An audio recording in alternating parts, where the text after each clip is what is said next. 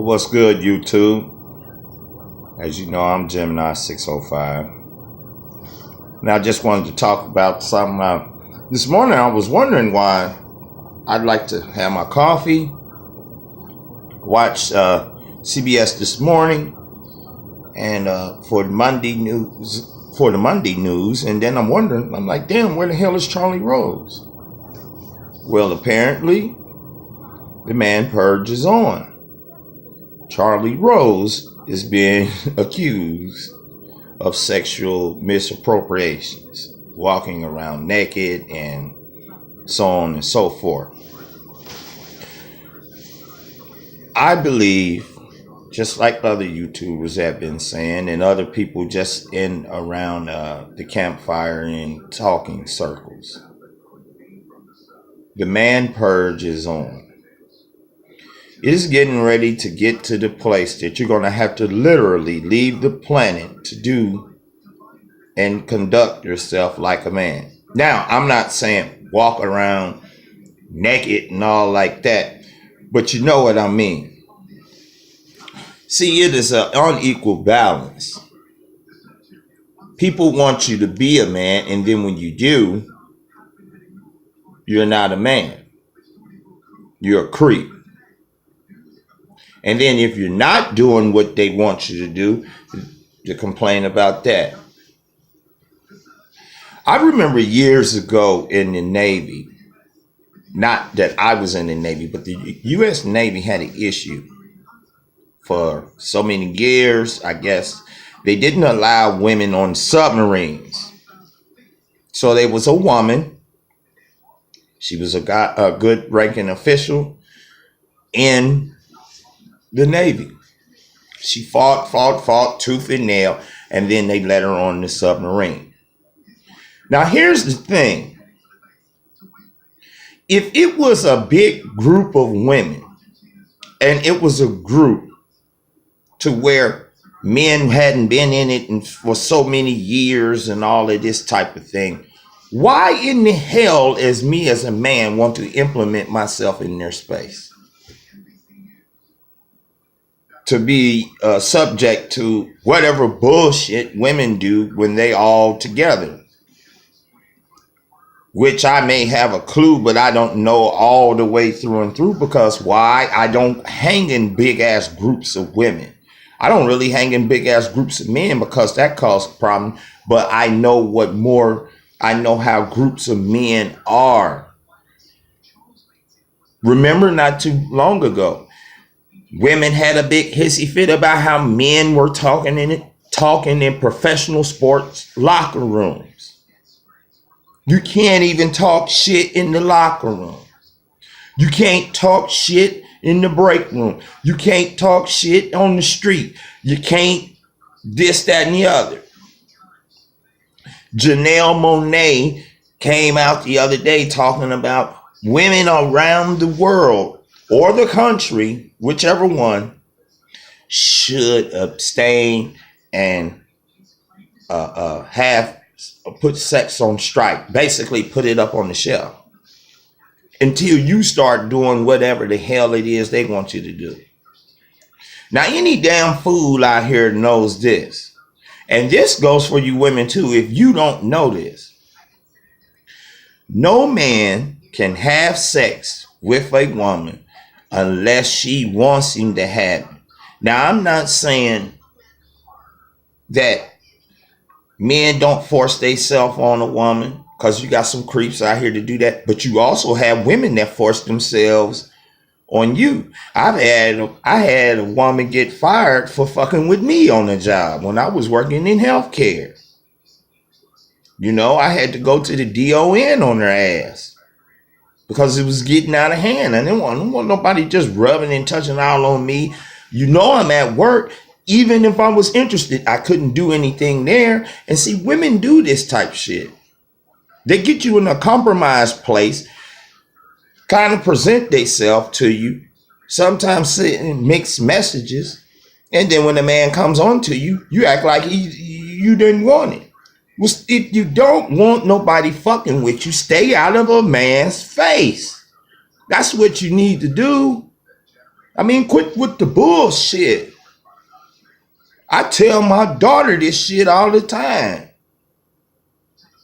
And she a junior in college. I don't play that shit because I don't told her you gonna fuck around and what she doesn't act like that anyway. But if you do, you fuck around and gonna get yourself in a position you can't really get out of or you don't want it to be in the first place.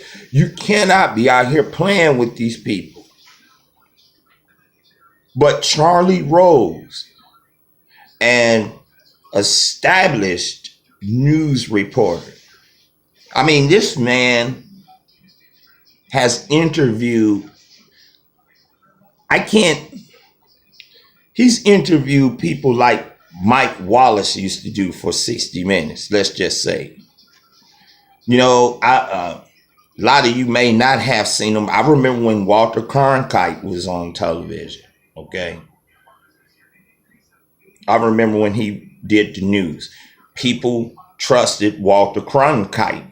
He'd sit up there with his glasses. If it was something serious, he'd pull them off and say, folks, and that's the way it is, and all that type of stuff. And then after Cronkite, I can remember Mike Wallace. I'm just talking about someone who would really stick out. Well, Dan Rather was one, but we already know what happened to him while he left CBS News. And then after that, people know about Charlie Rose. And no wonder. And if you've been watching CBS Morning News, because I've been watching it since it debuted. I forgot how many years it's been on the air now. But Gayle King and the other one, I can't call her name right now. They flirts with him all the time. All the damn time. Oh, Charlie, you're sexy and this and that. And he never said a word. Now, I'm not saying they the ones that said that about him. But here's the thing. These two women works with him every morning. How come they haven't came out and said a statement like, listen, I don't believe that. I'm going to back him or, give him a stamp of approval or an endorsement that he is not this type of guy. But as we know, that's not going to happen. Hell to the no. Because what is looked at is an opportunity for him to be moved out of the way and for a lady to get up in there. Needless to say, it's sad to say and think like that. But if you can't see this, no matter what your sex is, there's something wrong with you. This shit is not normal. It is getting out of hand. And then today on one of these talk shows, the woman from The Apprentice was on there and had products on there, half off for the holidays and all this bullshit. But they had this jury on there. And I think the jury was for a good cause. It was made by women veterans, but with empowerment statements on it for women. That's all she had to say to present it. But she had to pump it up because we are empowered and this and that. And everybody like, yeah. And then you got men in the audience like, yay. Not even knowing, you damn fool. You clapping yourself out of the door. You just as dumb as some of these men that went out here and they couldn't be satisfied with one woman. You wanted to get two women in the bed, then maybe three. And then next damn thing, you put your key in the door. The chick that y'all agreed that y'all was gonna have together, she up in there with your bride. And then you wonder why you got all of this shit going on. Men have to have a space and place of their own. It is getting out of hand. I don't have nothing against the gay community. But here in my city, there's a place that we call the 19th hole. Well, it's called Club Aces now. Now, this is a good place that you can go and turn up. They got a heated tent in the back. In the summertime, they have a boxing ring and all of that shit. Now, that was the place that you went. It wasn't the best, but it's been a good staple. I just discovered last night on Facebook that on Wednesday nights, it's lesbian, gay, and bi night in there. Now I'm scratching my head like, now why in the fuck do they need to come to the 19th hole on Wednesday when they got 2 damn blocks worth of them clubs downtown? So why are you gonna come and I know the reason why the club probably did it, because the dumbass owner just reading dollar signs. They have a place to go to. Why are you having that shit up in there?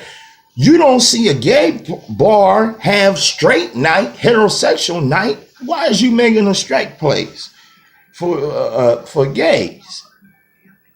Once again, and the reason why I'm saying that is because the overall goal is to fuck up a man's space.